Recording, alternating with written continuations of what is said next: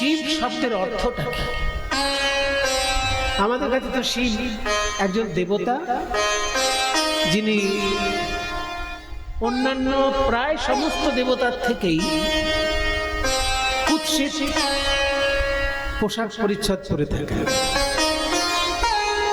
শিব ঠাকুর ছাড়া অন্য সব দেবতার পোশাক আর শিব ঠাকুরের পোশাক একেবারে আকাশ পাতাল তফাৎ, তাই না? অন্যান্য দেবতার গায়ে কি সুন্দর সোনার গয়না, মোটা মোটা সোনার গয়না দেখা যায়, আর শিব ঠাকুরের গয়নাগুলো কি? এক একটা সাপ, ছোট ছোট সাপ এই হাতে জড়িয়ে আছে, গলায় জড়িয়ে আছে, সারা গায়ে সাপের অলংকার। আর সাপ ছাড়া আরো যদি কোনো অলংকার থাকে সে আবার আরো ভয়ঙ্কর, হাড়ের মালা। এমনি আমরা হাড় জোড় ভয় পাই, তারপর আবার হাড়ের মালা শিব ঠাকুরের অলংকার। তবে তার মধ্যে কিছু প্রাকৃতিক উপাদান দিয়েও শিবের অলংকার তৈরি হয়েছে, যেমন রুদ্রাক্ষ মালা, সেটাও প্রাকৃতিক, গাছের একটি ফলের বীজ আছে রুদ্রাক্ষ। তাহলে আমরা অন্যান্য দেবতার যে বসন ভূষণ দেখি, সেই তুলনায় শিব ঠাকুরের বসন ভূষণ খুবই অন্তত প্রশংসনীয় নয়। কারণ সাপের অলংকার আর হাড়ের অলংকার, তারপর আবার বাঘ ছাল গায়ে। আমরা তো শিব ঠাকুরের যে ধ্যান মন্ত্র পাই তার মধ্যে তো ওইরকমই বর্ণনা আছে। যারা ব্রাহ্মণ ঠাকুর মশাই আছেন, পুজো করেন, তারা কিন্তু প্রত্যেক পুজোতেই শিব ঠাকুরের ধ্যান মন্ত্র পাঠ করে। এবং হয় কি, যেহেতু আমাদের সংস্কৃত পড়াশোনা চর্চাটা কমে গেছে, ওই জন্য যে মন্ত্র বলছেন হয়তো নিজেই তার মানেটা বুঝতে পারছেন না, এমন হতে পারে। কিন্তু মুনি ঋষির তৈরি করা মন্ত্র তারা বলছেন, একটু মানে যারা খোঁজ খবর নেবে তাদের আরো ভালো লাগবে। শিব ঠাকুরের ধ্যান মন্ত্রটা আমি একটু আপনাদের সামনে বলছি, সবাই একটু হাত জোড় করুন। সব থেকে ভালো হয় কূর্ম মুদ্রায় হাতটা রাখা, ধ্যানের সময় কূর্ম মুদ্রায় হাত রাখতে। ওই যে সামনে একজন ঠাকুর বসে আছেন, উনি বুঝতে পেরেছেন, উনি করে ফেলেছেন অলরেডি। কূর্ম মুদ্রাটা কেমন? শিব ঠাকুরের ধ্যান বা যে কোনো দেবতা ধ্যান যখন করবেন, সেই ধ্যানের সময় একটা ফুলটাকে এই আঙুলগুলো দিয়ে ধরবেন। আমার হাতের দিকে ভালো করে দেখুন সবাই, নাহলে বুঝতে পারবেন না। এই যে 5টা আঙুল, তো এই 5টা আঙুলের মধ্যে বুড়ো আঙুলটাকে সামনে আনুন, করুন সবাই, করুন। বুড়ো আঙুলটাকে সামনে আনুন সবাই। 5টা আঙুলের মধ্যে বুড়ো আঙুলটাকে এরকম সামনাসামনি, মানে 4টে আঙুলের মুখোমুখি করে দিন বুড়ো আঙুলটাকে। করেছেন? এইবার উপরে যে 4টে আঙুল থাকলো তার মধ্যে মাঝখানের 2টো আঙুলকে নামিয়ে দিন। মাঝখানের 2টো দেখুন, আর নামান। হরিণের সিংহের মতন খাড়া হয়ে রইল দুপাশের 2টো আঙুল, আর সামনের মুখটা হরিণের মুখের মতো রইল। ওই জন্য এইটার নাম মৃগশীর্ষ মুদ্রা। মৃগশীর্ষ হরিণের মাথা, মৃগশীর্ষ মানে হরিণের মাথা। এই যে মৃগশীর্ষ মুদ্রা রইল, একটুখানি ঘুরিয়ে দেবেন এরকম, মানে বুড়ো আঙুলটাকে সামনের দিকে করে দেবেন, তাহলে গোল মতো হয়ে যাবে মুখটা। এইবার বাঁদিকে হাতটার মধ্যে একই রকম ভাবে রাখবেন। বাঁদিকের হাতে মাঝখানের আঙুল 2টো মাঝখানে নিয়ে নেবেন, নিয়ে এইভাবে নিয়ে এই 2টো হাত পাশাপাশি করতে হবে। বাঁদিকে কিন্তু মৃগশীর্ষ মুদ্রা করা যাবে না। বাঁদিকের হাতটায় 3টে আঙুল ছাড়া থাকবে, শুধু মাঝের আঙুল 2টো নামবে। এইরকম বাঁদিকের হাতটা ঝামেলা আছে। সবাই ভাবে ঠাকুর মশাইগুলো কিছুই করে না, শুধু অঙ্গং চম করে পয়সা নিয়ে চলে যায়। কিন্তু এত কিছু শিখতে হয় ঠাকুর মশাইদের, নাচও শিখতে হয়। তবে তারা নাচ হিসেবে নাচ শেখে না, নাচের মুদ্রাগুলো শেখে। যার কাছে পুজো শেখে সেই পূজারী ব্রাহ্মণ এগুলো শিখিয়ে দেয়। এই 5টা আঙুলের মধ্যে উপরের মাঝখানে 2টো আঙুল নামিয়ে দিতে হবে, আর 3টে আঙুল ছাড়া থাকবে। বুড়ো আঙুল ছাড়া থাকবে, তর্জনী ছাড়া থাকবে, আর কনিষ্ঠা ছোট আঙুল ছাড়া থাকবে। বাঁদিকের হাতটা এরকম, আর ডান দিকের হাতটা মৃগশীর্ষ মুদ্রা। এই করে দুটো হাতকে একসঙ্গে জুড়ে দিয়ে দেখুন। জুড়ে দেওয়ার পর ডান হাতের বুড়ো আঙুলটা ছেড়ে দেবে। ছেড়ে দিলেই দেখবেন এই যে কচ্ছপের মতো দেখতে হয়ে গেল। ওই জন্য এর নাম হচ্ছে কূর্ম মুদ্রা। মানে এটাও এরকম থাকলো, এটাও এরকম থাকলো। যখন জুড়লেন তখন, আগে কেন বললাম না, ফুলটা নেওয়ার জন্য বললাম। প্রথমে মৃগশীর্ষ মুদ্রায় ফুলটা নিয়ে নিতে হবে। যে ফুলটা নিয়ে ধ্যান করবেন সেই ফুলটা এরকম নিয়ে নিতে হবে মৃগশীর্ষ মুদ্রায়। মানে হরিণ ফুল খেয়ে নিল, এইটা ভেবে নিয়ে ফুলটা নিয়ে নিলেন। ফুলটা নিয়ে যখন এই হাতে রাখবেন, ফুলটা ছেড়ে দিলেন, এইবার বুড়ো আঙুলটা সরিয়ে দিলেন, মাঝখানে ফুল থেকে গেল, আর পুরো হাতটাকে কচ্ছপের মতো দেখতে হয়ে গেল। এটার নাম হচ্ছে কূর্ম মুদ্রা। এই কূর্ম মুদ্রা বুকের কাছে রেখে ধ্যান করতে হবে। যে দেবতার পূজা করবেন সেই দেবতার ধ্যান এইরকম ভাবেই করতে হবে। এইবার মন্ত্রটা বলছি। ওম ধ্যায়েৎ নিত্যং মহেশং রজতগিরিনিভং চারুচন্দ্রাবতংশং রত্নাকল্পোজ্জ্বলাঙ্গং পরশুমৃগবরাভীতিহস্तं প্রসন্नं পদ্মাসীनं समन्तं सुतममरगणैः व्याघ्रकृते निवसानं विश्वाद्यं विश्वबीजं निखिलभयहरं पञ्चवक्त्रं त्रिनेत्रम्। ओम नमः शिवाय, ओम नमः शिवाय। এই বলার পর ওই ফুলটা নিজের মাথায় রাখতে হবে।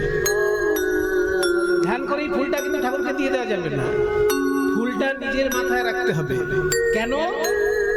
এই ধ্যান করলাম মানে আমি আমার শরীরের মধ্যে দেবতাকে চিন্তা করে নিলাম। এবার আমার হৃদয় আসনটায় আলো করে বসলেন আমার দেবতা।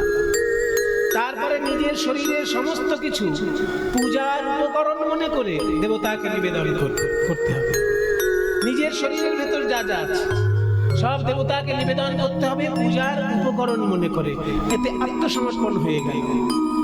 তারপরে আবার ফুলটা নিতে হবে, ওই যে মাথায় রাখা ছিল ওই ফুলটাকে আবার ওই একই কায়দায় তুলে নিয়ে আবার ওই রকম ভাবে কচ্ছপের মতন হাতটাকে করে আবার ওইখানে হৃদয়ে ধরে আর একবার ধ্যান মন্ত্রটা বলতে হবে। এবার তালে বলি ওম ওম নমঃ শিবায়। একটু কষে ওম নমঃ শিবায়, ওম নমঃ শিবায়, ওম নমঃ শিবায়, ওম নমঃ শিবায়, ওম নমঃ শিবায়, ওম নমঃ শিবায়, ওম নমঃ শিবায়,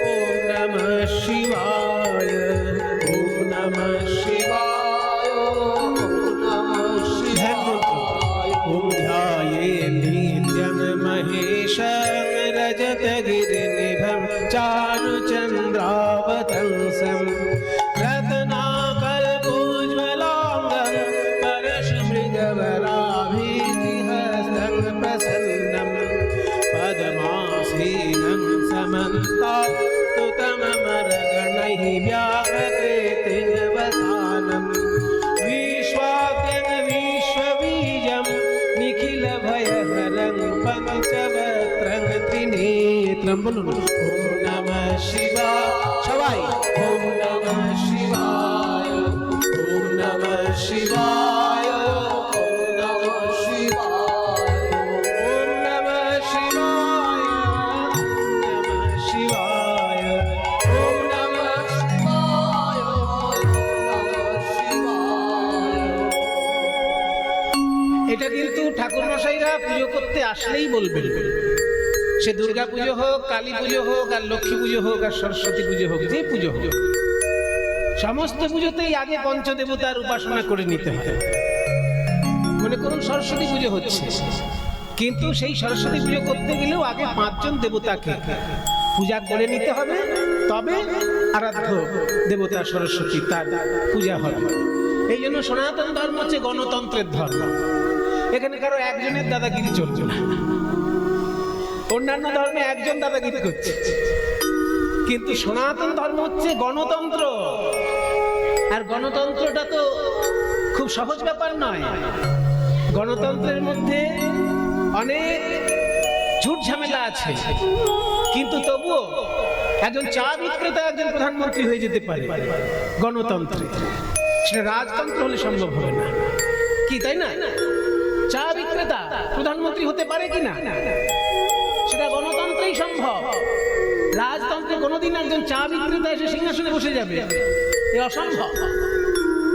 কিন্তু গণতন্ত্রে হতে পারে একজন চা বিক্রেতা একজন প্রধানমন্ত্রী, একজন ফুচকাওয়ালা মুখ্যমন্ত্রী হয়ে যেতে পারে।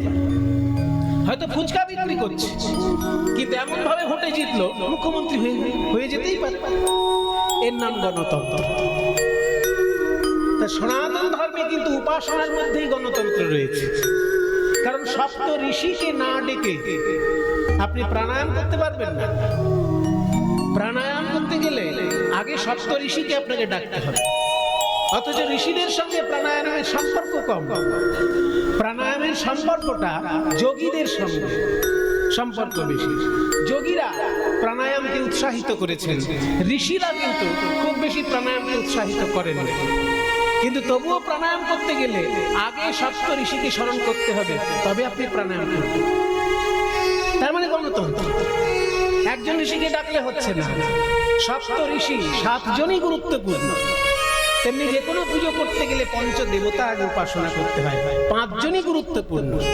আপনার এই হাতের 5খানা আঙুল, আপনি একটাকে একেবারে তেল ঘি মাখিয়ে খুব সুন্দর করে দিলেন, আর 4টি ফালতু মানে কিছুই তার যত্ন করলেন না, তাহলে কি হাতটা ঠিক থাকবে? হাতে যদি 5টা আঙুল থাকে, 5টা আঙুলকেই সমানভাবে আপনি একটার শুধু নখ কাটলেন আর 4টের নখ কাটলেন না, তাহলে অবস্থাটা কি হবে? অভদ্র দেখাবে কিনা? ভদ্র দেখাতে গেলে আপনার 5টা আঙুলেরই নখ কাটতে হবে। ঠিক তেমনি গণতন্ত্র হচ্ছে সনাতন ধর্ম। সারা পৃথিবীর লোক অবাক হয়ে যায় এই সব সত্য কথা শুনলে। আর অন্যান্য ধর্মে আপনি দেখবেন শুধু একজনের দাদাগিরি, কিন্তু সনাতন ধর্ম হচ্ছে গণতন্ত্র। কারণ 5 জন এখানে সমানভাবে সম্মান পাচ্ছে, এবং সেই 5 জন দেবতার মধ্যে একজন মহিলাও আছে। অন্যান্য ধর্মে আপনি দেখবেন মহিলা খুব একটা উপাস্য নয়, তাই না?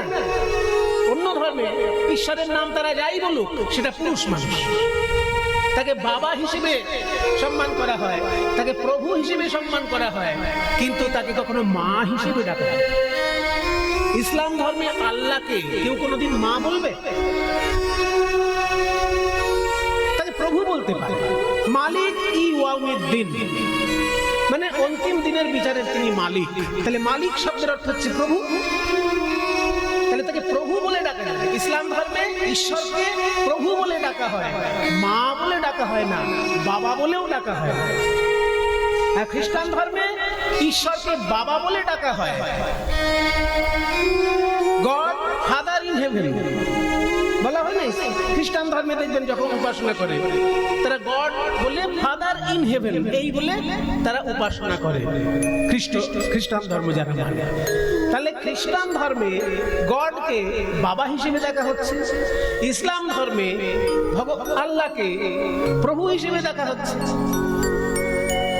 কিন্তু আমাদের ধর্মে দেখুন, ঈশ্বর হিসেবে বাবাও হতে পারেন, যেমন বাবা ভোলানাথ, মাও হতে পারেন যেমন মা কালী, মা দুর্গা, আবার প্রভুও হতে পারেন ঈশ্বর শ্রীকৃষ্ণ, সবারই প্রভু, আর আমরা সবাই কৃষ্ণের দাস। তার মানে সমস্ত স্বরূপই এই সনাতন ধর্মে আপনি পাবেন। আপনি কোন পথে তাকে ডাকবেন সেটা আপনার রুচির উপরে এবং আপনার শারীরিক ক্ষমতার উপরে নির্ভর করছে। আপনার যেটা রুচি সম্মত মনে হবে আপনি সেই মতেই ডাকতে পারবেন, ফল একই পাবেন, কম বেশি ফলের ব্যাপার। এই হচ্ছে সনাতন ধর্মের গণতন্ত্র, যেখানে যে কোনো দেবতা পুজো করতে গেলে 5 জন দেবতাকে আগে পুজো করতে হবে, এবং সেই 5 জনের মধ্যে একজন নারীও আছে, তার নাম দুর্গা। 5 জন দেবতা যে পুজো করতে হয়, পুজো করতে বসে সেই 5 জন কে কে? সবার আগে কে? হ্যাঁ, ওনাকে পুজো না করলে উনি অভিমান করবেন। সবার আগে গণেশ, সবার আগে গণেশ। কেন না ওর মাথা কেটে গিয়ে হাতির মাথা বসেছিল, সেই জন্য অভিমান করেছিল মাথায় যদি হাতির মাথা যদি থাকে আমায় তো কেউ মানবে না। তখন সব দেবতা মিলে ঠিক করলো যে তোমার পুজোই আগে হবে। তাহলে গণেশ আগে হচ্ছে। গণেশের পর কে? সূর্য। সূর্য ছাড়া যে যেখানে যতই লাফালাফি করুক জীবন শেষ। এক্ষুনি যদি সূর্য নিভে যায় আপনারা বেঁচে থাকতে পারবেন? সে খ্রিস্টান হোক, মুসলমান হোক, হিন্দু হোক, বৌদ্ধ হোক, কে বেঁচে থাকবে সূর্য ছাড়া? বেঁচে থাকতে গেলে তো অক্সিজেন চাই, আর অক্সিজেনটা তৈরি হচ্ছে কোথায়? গাছের পাতায়। কিভাবে তৈরি হচ্ছে? সূর্যের আলো এসে পড়ছে বলে। হ্যাঁ, সালোক সংশ্লেষ বলে, ফটোসিনথেসিস। তাহলে সূর্যের আলো এসে গাছের পাতায় পড়ছে, তাই অক্সিজেন তৈরি হচ্ছে, আর সেই অক্সিজেন নিয়ে আমরা বেঁচে আছি। তাহলে সূর্য ছাড়া হিন্দুও বাঁচবে না, খ্রিস্টানও বাঁচবে না, মুসলমানও বাঁচবে না, বৌদ্ধ, শিখ কেউ বাঁচবে না। ওই জন্য গণেশের পরেই সূর্যের উপাসনা। সূর্যের পরে কে? বিষ্ণু। বিষ্ণু নারায়ণ। কেন না সূর্যেরই রূপ হচ্ছে নারায়ণ। সূর্য যখন নারায়ণ সকলের হৃদয়ের মধ্যে প্রবেশ করেছেন, তখন থেকে বিষ্ণু রূপে উপাসনা করা হচ্ছে। কারণ বিষ ধাতুর অর্থ হচ্ছে প্রবেশকারী। বিষ্ণু শব্দের অর্থ প্রবেশকারী। তিনি সকলের হৃদয়ে প্রবিষ্ট আছেন, প্রবিষ্ট রয়েছেন নারায়ণ রূপে। ওই জন্য তৃতীয় পুজোটা নারায়ণ। তাহলে প্রথমে হলো গণেশ, তারপর দীনেশ, তারপর হচ্ছে রমেশ। হ্যাঁ, এগুলো সব এস এস এস দিয়ে বলা যায়। গণেশ, দীনেশ, রমেশ, তারপরে কি আছে? মহাদেব। মহাদেবের নাম হচ্ছে উমেশ। উমা মানে দুর্গা, আর উমার স্বামী যেহেতু শিব ঠাকুর, ওই জন্য শিবের এক নাম উমেশ। তাহলে দীনেশ, গণেশ, রমেশ, উমেশ, আর লাস্টে কে আছে? মা দুর্গা। দুর্গাকে বলা হয় উমা। ওই জন্য পঞ্চদেবতার নাম সহজে মুখস্থ রাখতে গেলে এইভাবে বলতে হয়: গণেশ, দীনেশ, রমেশ, উমেশ, উমা। ছোট্টর মধ্যে হয়ে যাবে পাঁচজন দেবতার নাম: গণেশ, দীনেশ, রমেশ, উমেশ, উমা। পাঁচজন দেবতার নাম সংক্ষেপে, মানে অনুপ্রাস অলঙ্কার যুক্ত শব্দ হয়ে গেল। অনুপ্রাস অলঙ্কার হয়ে গেল না? গণেশ, দীনেশ, রমেশ, উমেশ, উমা। উমা লাস্টে উমেশ আর উমা এই দুটো সন্ধি করে ও ও চলে এলো। তাহলে গণেশ, দীনেশ, রমেশ, উমেশ, উমা, এই হচ্ছে পঞ্চদেবতা। তাহলে গণতন্ত্র হচ্ছে পরিষ্কার গণতন্ত্র। এমন নয় যে মেয়ে মানুষকে বাদ দিয়ে শুধু পুরুষ মানুষের গণতন্ত্র চলছে, তা নয়। দেবতার মধ্যেও যে গণতন্ত্র, সেখানেও রয়েছে একজন নারী, দুর্গা। তাহলে শিব ঠাকুরকে যে পুজো করা হচ্ছে, এই শিব ঠাকুর ধ্যান যেটা বললাম তার মানেটা একটু বলে দিই, কারণ পুজো করতে গেলে তো আর মানে বলার সুযোগ থাকে না। ওই কীর্তনের আসলে মানে বলার সুযোগ থাকে। ওম ধ্যায়ে নিত্যম মানে নিত্য ধ্যান করা উচিত। ধ্যায়ে মানে নিত্য ধ্যান করা উচিত। নিত্যম মানে রোজ, নিত্য ধ্যান করা উচিত, পার্মানেন্টলি। ধ্যায়ে নিত্যম মহেশম। মহেশ মানে শিব ঠাকুর। ধ্যায়ে নিত্যং মহেশম। তারপর কি? রজত গিরি নিভম। রজত মানে রূপ, গিরি মানে পর্বত, নিভম মানে মতন, রূপর পর্বতের মতো। শিব ঠাকুর যখন সারা গায়ে সাদা ছাই মেখে বসে আছেন, দেখে মনে হচ্ছে যেন রূপর একটা পর্বত। ধ্যায়ে নিত্যং মহেশম রজত গিরি নিভম। তারপর চারু চন্দ্রাবতংশম। চারু মানে সুন্দর, চন্দ্র মানে চাঁদ, অবতংশ মানে মাথার অলঙ্কার। তাহলে সুন্দর একটি চাঁদ, অলঙ্কার যাহা, মাথায় অলঙ্কার হিসেবে তার এক টুকরো চাঁদ রয়েছে। ধ্যায়ে নিত্যং মহেশং রজত গিরি নিভং চারু চন্দ্রাবতংশম। এবার রত্নাকল্প কল্পোজ্জ্বলাঙ্গম, রত্নের আকল্পের মতো দেখতে তার উজ্জ্বল অঙ্গ। মানে শিব ঠাকুরের অঙ্গটি এত সুন্দর, দেখে মনে হচ্ছে যেন একটা রত্নের উজ্জ্বল আয়না। আয়নার সামনে যেমন নিজেকে দেখা যায়, আয়না এত উজ্জ্বল, তেমনি শিব ঠাকুর যেন একটা রত্নের আয়না, এত উজ্জ্বল তার অঙ্গ। রত্নাকল্পোজ্জ্বলাঙ্গম পরশুমৃগবরাভীতি হস্তং প্রসন্নম। তার চারটি হাতে চারটি জিনিস রয়েছে। কি কি? পরশু, মৃগ, বর, অভীতি। চারটে হাতে চার রকমের বিষয়। কি কি? পরশু, পরশু মানে এক রকমের অস্ত্র, কুঠার। কুঠারকে পরশু বলা হয়। পরশু মানে কুঠার। মৃগ, ওই যে বললাম মৃগশীর্ষ, মৃগশীর্ষ মুদ্রা। এই যে হাতটাকে এরকম করে দিলেই হরিণের মাথার মতো দেখতে হবে। শিব ঠাকুরের চারটে হাতের মধ্যে একটা হাত এরকম থাকে, মৃগশীর্ষ মুদ্রা। পরশু, মৃগ, বর, বর। আর একটা হাতে হচ্ছে বর মুদ্রা, মানে আঙুলগুলো সোজা করে সমান হাতটা, বর মুদ্রা বলে একে। যা চাইবে তাই পাবে, বর দিলাম। ওই বর দেওয়ার জন্য সবসময় হাতটি তার এরকম সোজা রয়েছে। পরশু, মৃগ, বরাভীতি। অভীতি, বর মুদ্রা হচ্ছে এই চারটে আঙুল, তার মধ্যে অনামিকার গোড়ায় বুড়ো আঙুলটা থাকবে, এটা হচ্ছে বর মুদ্রা। আর অভয় মুদ্রা হচ্ছে পাঁচটা আঙুলই যখন সমান থাকবে। অভয় আর বর এই দু রকমের মুদ্রা আছে হাতে। অভয় মুদ্রা হচ্ছে পাঁচটা আঙুলই যখন সমান, তোমাদের ভয় নেই, আমি আছি, এইটা বোঝানোর জন্য পাঁচটা আঙুল সমান, এইটা হচ্ছে অভয় মুদ্রা। আর বর মুদ্রা আশীর্বাদ করার জন্য যে মুদ্রা, সেটা হচ্ছে বুড়ো আঙুলটাকে অনামিকার গোড়ায় ঠেকাতে হবে, এইরকম আশীর্বাদ করার মুদ্রা। তাহলে শিব ঠাকুরের চারটে হাতে চারটে মুদ্রা। একটা হচ্ছে পরশু মুদ্রা, মানে কুঠারের মুদ্রা। আর একটা হচ্ছে মৃগশীর্ষ মুদ্রা। আর একটা হচ্ছে বর মুদ্রা, মানে আশীর্বাদের মুদ্রা। আর একটা হচ্ছে অভয় মুদ্রা, পাঁচটা আঙুলি সমান। এই চারটে হাতে চারটি স্বরূপে তিনি বিরাজ করছেন। পরশু, মৃগ, বরাভীতি হস্তং প্রসন্নম। তিনি সবসময় প্রসন্ন রয়েছেন। পদ্মাসীনং সমন্তাৎ স্তুতমমরগণৈ।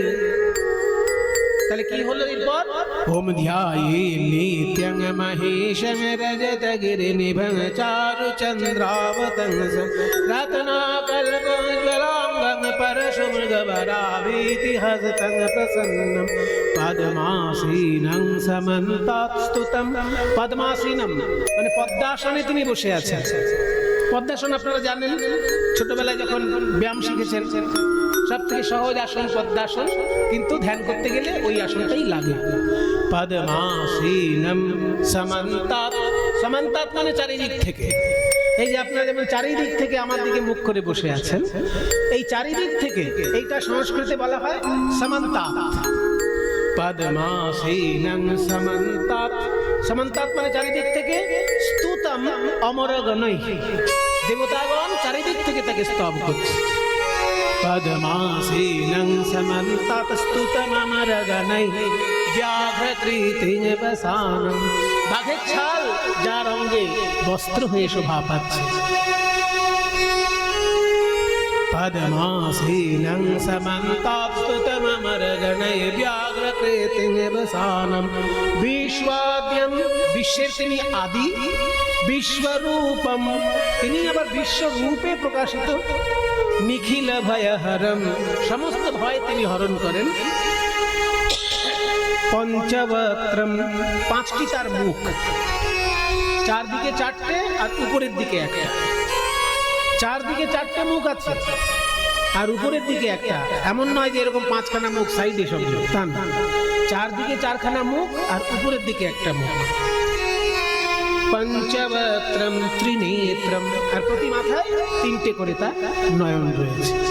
এই যে শিব ঠাকুরের ধ্যান আমরা দেখলাম, সেখানে পরিষ্কার বলেই দিল যে সাদা রজতগিরিনিভম, মানে পর্বত একেবারে যেন রূপোর পর্বতের মতো দেখতে। ছাই মেঘে তিনি এমন ভাবে বসে আছেন যে রূপোর পর্বতের মতো দেখতে লাগছে। আবার তার বস্ত্র হিসেবে বলা হলো বাঘের ছাল। তাহলে এই যে বাঘের ছাল, এই যে তার হাড়ের মালা, সাপের মালা, কিন্তু তার নামের মানেটা যদি আপনারা জানেন তাহলে দেখবেন ওই রূপের দিকে, ওই বস্ত্রালঙ্কারের দিকে আপনাদের নয়ন যাবে না। শিব শব্দের অর্থ কি? শিব মানেটা কি? সত্যম শিবম সুন্দরম, এই কথা কত শুনেছেন? সে একটা আধুনিক গান ছিল না, তিনটি মন্ত্র নিয়ে যাদের জীবন, সত্যম শিবম সুন্দরম, আছে না একটা গান? তাহলে সত্যম শিবম সুন্দরম, শিব মানে কি? তাহলে সত্যম মানে তো বুঝলাম ট্রুথ, সত্য মানে ট্রুথ, তাহলে শিব মানেটা কি? কে বললেন দাদা? ওই দেখুন ওইখান থেকে একজন বলেছেন, দেখেছেন সব চুল পেকে গেছে। জ্ঞানের বহুদিনের জ্ঞান সঞ্চয় হয়েছে, সেই জন্য বলতে পেরেছে। শিব শব্দের অর্থ হচ্ছে মঙ্গল। শিবম মানে মঙ্গলম, তার মানে যার নামটাই মঙ্গল, তাকে ধ্যান করলে তো মঙ্গল হবেই। শিব শব্দের অর্থ মঙ্গল, এটা সবাই আজকে জেনে রাখুন। আজকে আপনাদের কীর্তন শুনতে আসার এইটাই মানে 1 নম্বর লাভ। যারা এতদিন জানতেন না তারা মুখস্থ করে নেবেন যে শিব মানে হচ্ছে মঙ্গল, অর্থাৎ মঙ্গলময় কর্ম করতে হবে, মঙ্গলময় চিন্তা করতে হবে, মঙ্গলময় জীবন অতিবাহিত করতে হবে। তা না হলে শিব ঠাকুরকে পুজো করে কিন্তু আপনার কোনো লাভ হবে না। আপনি শিব ঠাকুরের পুজো করছেন মানেই আপনি অপরের মঙ্গল চিন্তা করবেন, নিজেরও মঙ্গল চিন্তা করবেন। আপনি শিব ঠাকুরের পূজারী অথচ আপনি একজনের অমঙ্গল চিন্তা করছেন, তাহলে কিন্তু আপনি শিব ঠাকুরের পূজারী হতে পারলেন না। তাই শিব শব্দের অর্থই হচ্ছে মঙ্গল। যেখানেই শিব ঠাকুরকে প্রণাম করবেন, মঙ্গলময় ঈশ্বরকে চিন্তা করে প্রণাম করবেন, কারণ তার নামটার মধ্যেই মঙ্গল রয়েছে। এইটাই হচ্ছে আমাদের বড় লাভ। আমরা যেন এইটাকে মনে রাখতে পারি যে শিব মানে মঙ্গল। শিব ঠাকুরকে আমরা যখন পুজো করব, শিব ঠাকুরকে আমরা যখন প্রণাম করব, সঙ্গে সঙ্গে সারা পৃথিবীর মঙ্গল চিন্তা করব। তাহলে সবাই মিলে আমরা শিব ঠাকুরকে প্রণাম করব। কেন না? শিব শব্দের অর্থই মঙ্গল। ভগবান মঙ্গলময়, তিনি আমার মঙ্গল করবেন, আমার আশেপাশে সবার মঙ্গল করবেন। তার উপাসনা করে জগতের মঙ্গল চিন্তা করব। আজকে মহাপ্রভুর ভাবটি কি না? পূর্বলীলা চিন্তা করে তিনি প্রাণনাথ প্রাণনাথ বলে কেঁদে কেঁদে মাটিতে গড়াচ্ছেন। কাঁদে আর রজনী পোহায়,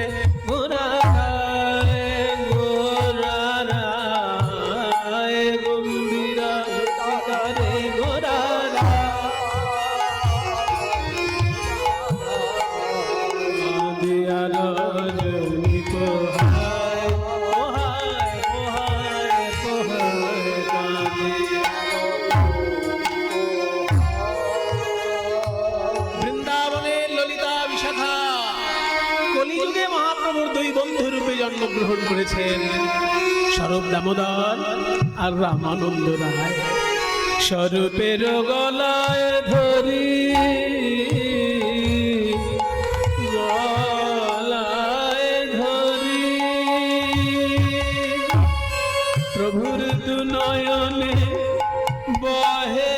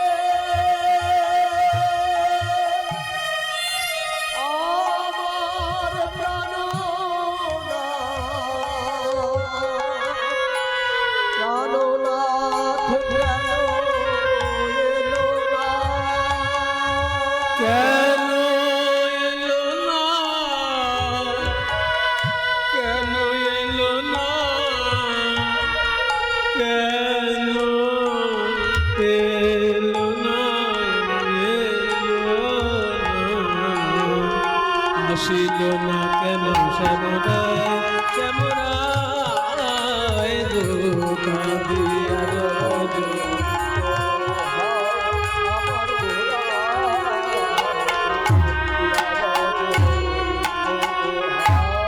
স্বরূপের কণ্ঠ ধরি কহে বচন বলে কোথা মোর প্রাণনাথ কহে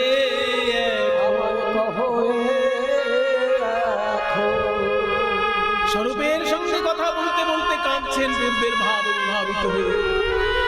এমন সময় একটা সাধারণ লোক প্রতিদিন যা করে আজকেও তাই করছে, সমুদ্রে স্নান করে জগন্নাথের মন্দিরে প্রণাম করে বাড়িতে গিয়ে দুটো খাবার খেয়ে কাজে চলে যায়।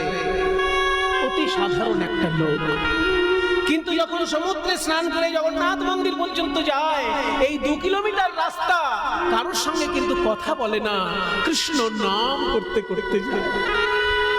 জানে 24 ঘন্টার মধ্যে আমি কাজে ব্যস্ত হয়ে যাব, ঠাকুরের নাম করার সময় পাবো না। তাই সমুদ্র স্নান আর জগন্নাথের মন্দিরে প্রণাম, এই 2 কিলোমিটার রাস্তায় এই সময় আমি কাউকে দেব না, আমি শুধু ঠাকুরের নাম করব। তাই কৃষ্ণ নাম করতে করতে যখন যাচ্ছে সাধারণ লোক, ওই রাস্তার ধারেই মহাপ্রভু যে মন্দিরে বাস করতেন সেই মন্দির রাধাকান্ত মঠ বা গম্ভীরা মঠ। কৃষ্ণ নাম আজকে একটু উচ্চৈঃস্বরে হয়ে গেছে ওই সাধারণ লোকটির, আর তাই শুনে মহাপ্রভু ঘর থেকে বেরিয়ে এলেন। উন্মাদের প্রায় গোরা ছুটি ছুটি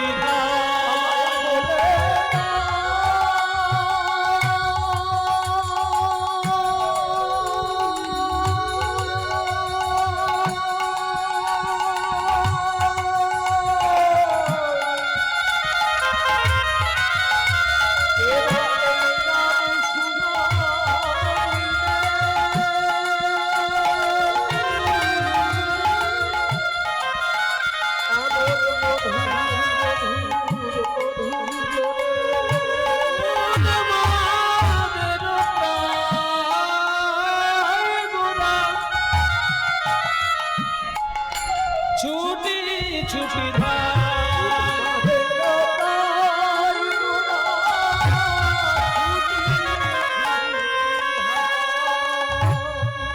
যে করে গোবিন্দ নাম প্রভু ধরে তার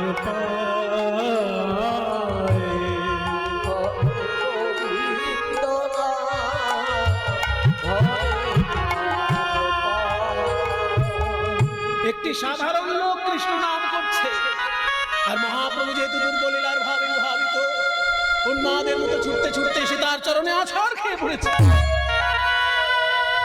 আর সাধারণ লোকটি কেঁদে উঠে বলছে, প্রভু আমাকে ছেড়ে দিন, আমাকে ছেড়ে দিন প্রভু,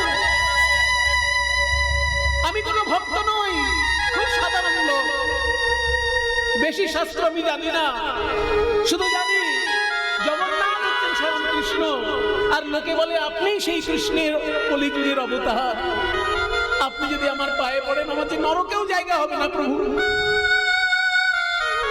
গৌরসুন্দর বলছেন, না ভাই, তুমি যখন কৃষ্ণ নাম করছো তুমি আমাকে বলে দিতে পারবে আমার কৃষ্ণ কোথায়?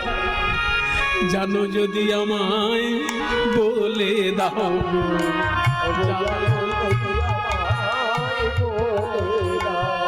আমি কোথায় গেলে পাবো তারে, জানো যদি আমায় বলে দাও,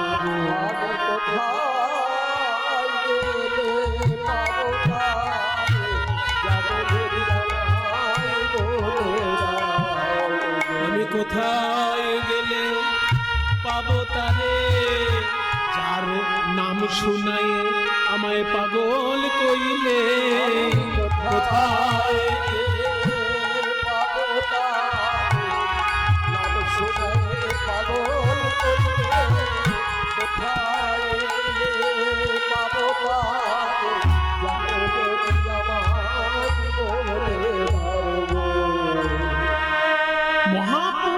সাধারণ লোকটার পায়ে হাত দিয়ে কেন কাঁদছে কেউ বুঝতে পারছে না।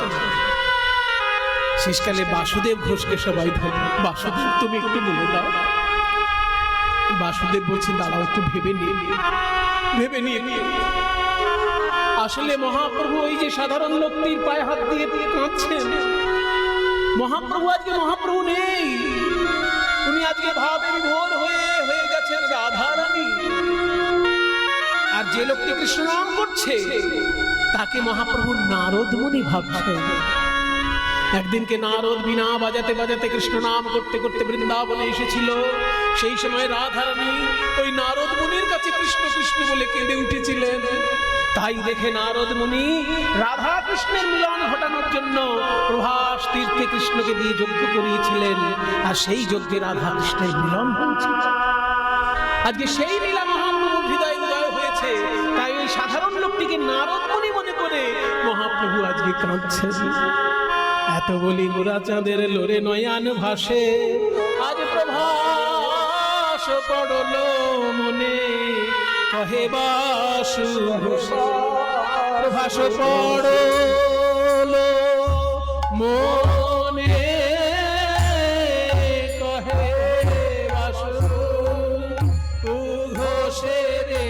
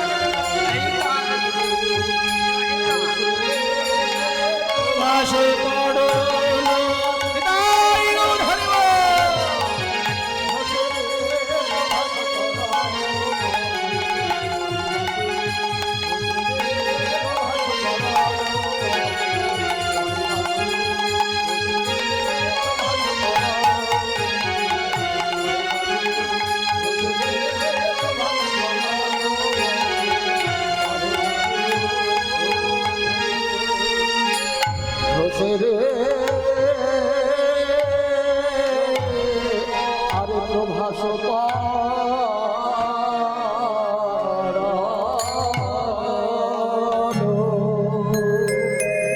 চলুন সবাই মিলে একবার বৃন্দাবনে যাই। বন্দে নন্দ ব্রজ স্ত্রীণাম আদরেণ মভিষিক্ষ দাসাভরি গুণাতি ভুবন বন্দে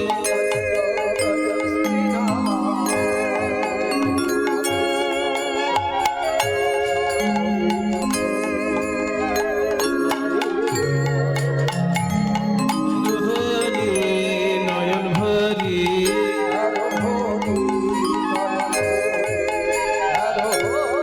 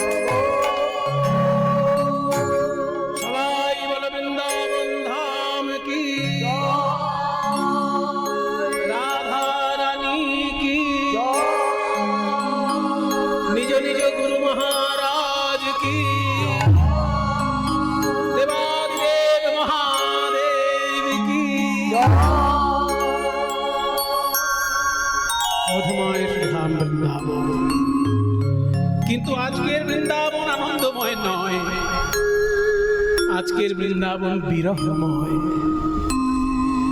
শত বছর ধরে রাধারানী কাঁদছেন আর শুধু আশায় বুক বেঁধে আছেন। বলছেন এখনো তখনো করি দিবস গোয়ায়ন, দিবস দিবস করি মাসা, মাসা মাসা করি বরিখ। বছর চলে যাচ্ছে, মাসা মাসা করি বরিখ গোয়ায়ন, ছোড়নু জীবন কি আশা। কিন্তু তবু প্রাণনাথের আশা তো ছাড়া যায় না। নিশ্চয়ই কোনো না কোনো দিন আমার কৃষ্ণ আসবে, সেই আশায় বুক বেঁধে রাধারানী কাঁদছেন। কাছে কৃষ্ণ নেই, তাই কৃষ্ণের কাছে কিছু বলার ইচ্ছা হয়েছে রাধারানীর। নিজে হাতে শ্রীকৃষ্ণের চিত্র অঙ্কন করে সেই চিত্রের কাছে দুঃখ নিবেদন করছে।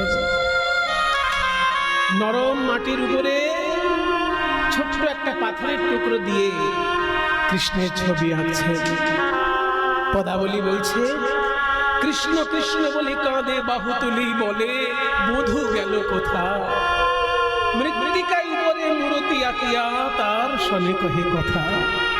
বড় দুঠুকি তার আরে কিবা কৃষ্ণ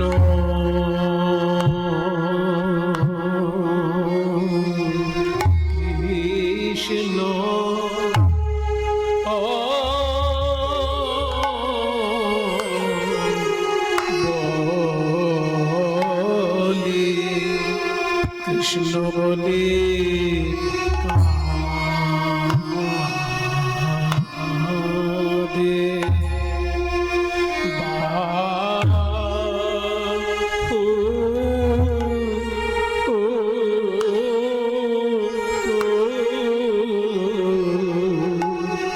কাঁদে বাহু কাঁদে বাহু তুলে বলে আমার প্রাণ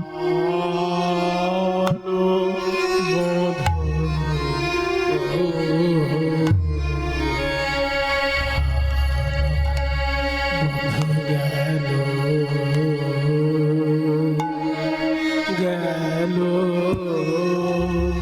কোথা।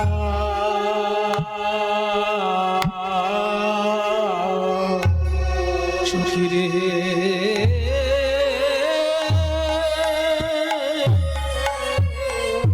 একবার তারে দেখো, আহারে মৃত্তিকা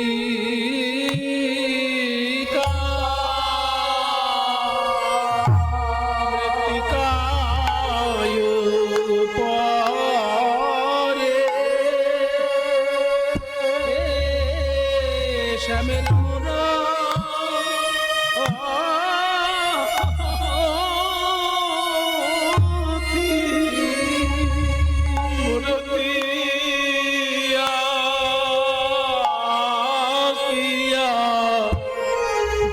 আমার তার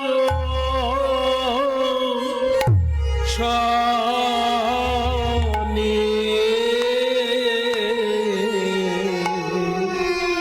তার শনি কহে কথা।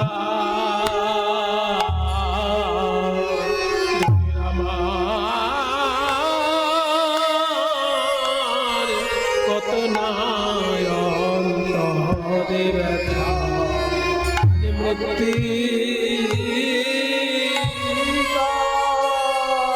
মৃত্তিকায় উপরে শ্যামের মূর্তি আঁকিয়া রায় ধ্বনি বলে পরাণ মধু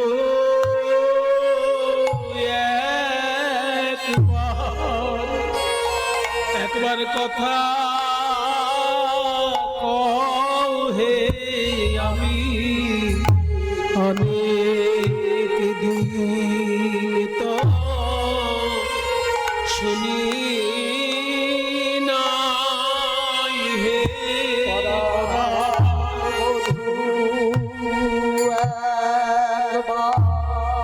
একবার কথা আমি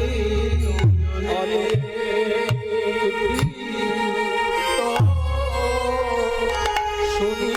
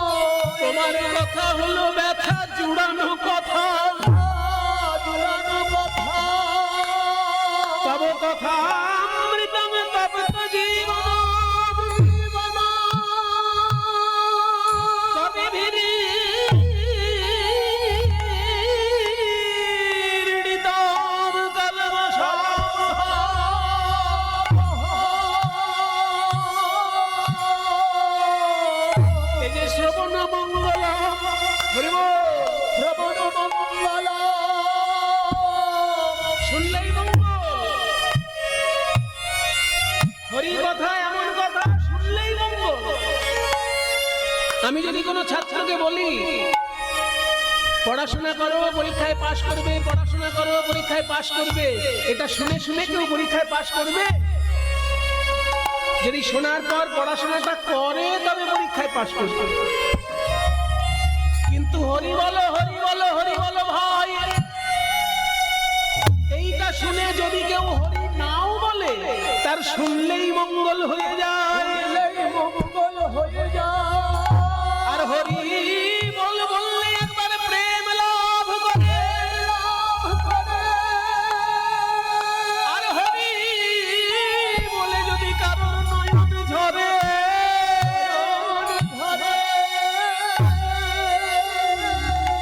তাহলে অন্তকালে সে গোবিন্দের রাঙা চরণ পায়, চরণ পায়। তাই তোমার কথা তো কথার কথা নয়, শ্রবণ মঙ্গলম শ্রীমদাততম ভুবি গৃণন্তি তে ভুরিদা জনা। প্রাণবধূ হে আমি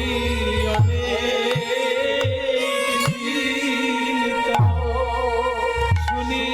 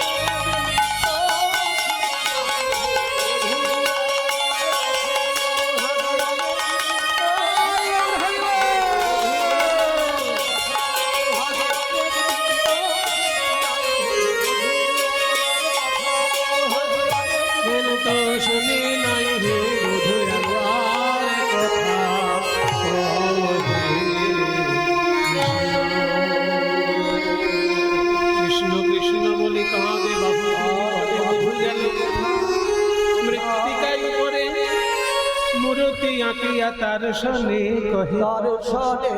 কহে কথা। ছবিটা তো আঁকছেন, কিন্তু কোন দিক দিয়ে শুরু করবেন? বদন কমল না চরণ কমল? বদনের দিকে আঁকতে শুরু করলেন, চেষ্টা করলেন, পারলেন না। চরণ থেকে আঁকতে শুরু করার চেষ্টা করলেন, তাও পারলেন না। এইবার এই মাঝখান থেকে কোটি দেশ, কোটি বানানটা হচ্ছে ক টয় হস্যি, আর কয়কার টয় হস্যি কোটি মানে 100 লক্ষ, আর ক টয় হস্যি কোটি মানে কোমল।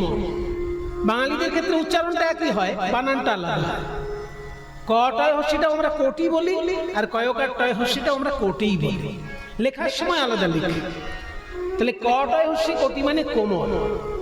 কি ভাই আঁকিয়া সে কোটি পরাইল ধটি, কত কোটি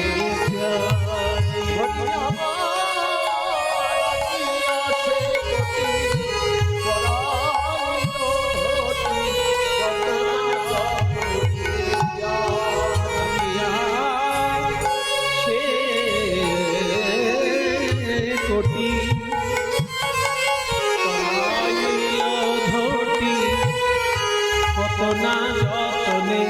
যখনই কোমর আঁকা শুরু করেছে, ললিতা বলে রাধে তুই তো গুরু ধরে চিত্রাঙ্কন শিখেছিস, তুই কেন বদন কমল আঁকলি না, কেন চরণ কমল আঁকলি না, কেন কোমর থেকে আঁকা শুরু করলি? রাধা রানী বলে ললিতা রে, আমার সর্বস্ব ধন গোবিন্দের ওই রাঙা চরণ, তাই ভেবেছিলাম চরণ থেকে চিত্র অঙ্কন করব, কিন্তু আঁকতে গিয়ে পারলাম না। কেন জানিস? গোবিন্দের চরণ ছিল, তাই সে ব্রজ ছেড়ে চলে গেছে।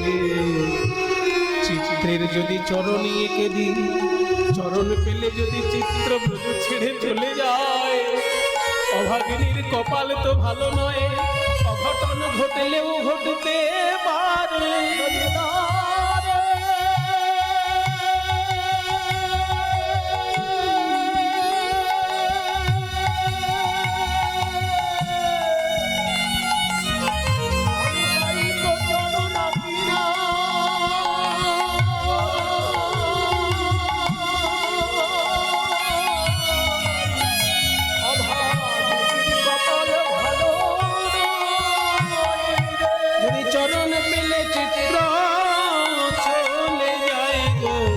অভাগিনীর কপাল ভালো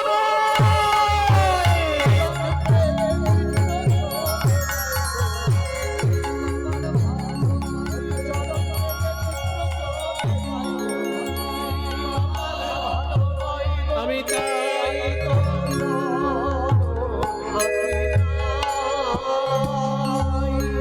এবার নাভি সরোবর আঁকিল, তারপর কত যতনে প্যারে সুন্দর করে নাভি অঙ্কন করেছে।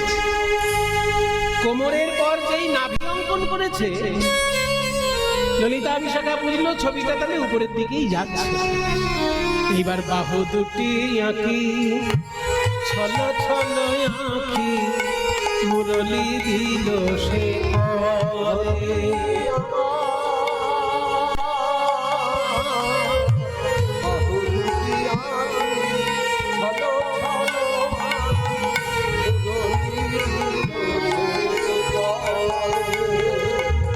বলে তেমন করে বাঁশি বাজাও,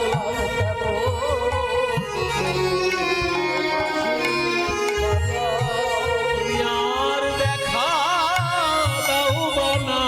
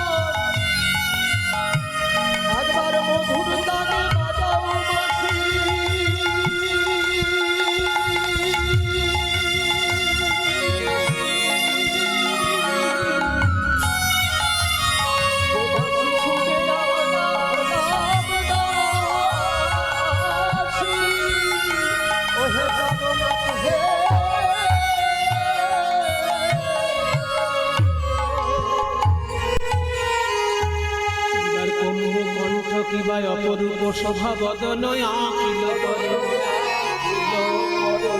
কম্বু কণ্ঠ, কম্বু মানে শঙ্খ। শঙ্খে যেমন গোল গোল দাগ থাকে ভাঁজ ভাঁজ, তেমনি গোবিন্দের গলায় গোল গোল ভাঁজ ভাঁজ দাগ আছে, ওই জন্য শঙ্খের সঙ্গে গলার তুলনা। কম্বু কণ্ঠ কিবা অপরূপ শোভা বদন আঁকিল পরে। চাঁদ বদন অঙ্কন করে এবার কথা বলছে। বদন আঁকিয়া শ্যামের বদন আঁকিয়া মুখে মুখ দিয়া তার সনে কহে কথা।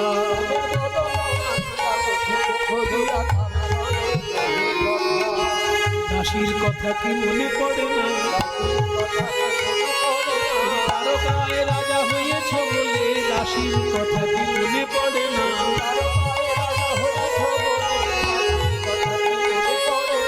তারকায় রাজা হয়েছ ওহে বৃন্দাবনের রাখাল রাজা। তারকায় রাজা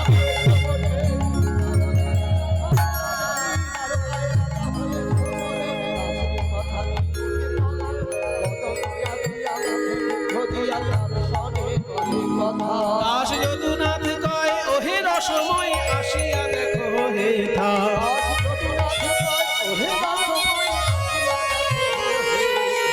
ভাগ্যবান পদকর্তা যদুনাথ বলছেন হে গোবিন্দ, তোমার রাধা রানীর বিরহের কি যে দশা, একবার নিজে এসে দেখে যাও। বলতে তোমার রায়ধনির কি যে দশা, নিজে এসে দেখে যাও।